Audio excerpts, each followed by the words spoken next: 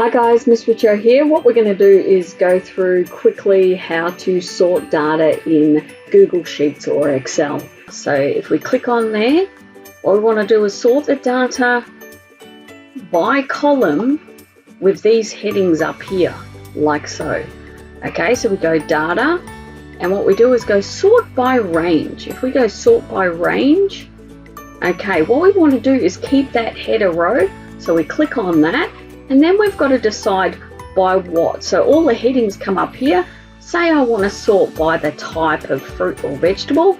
I click on here, and we want to make sure it's A to Z and sort like that.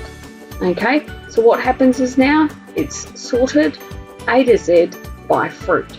Okay, now all of a sudden I want to know the height. Okay, so I want to sort it by height. So again, data, sort range. Don't forget your header row. That changes it to here.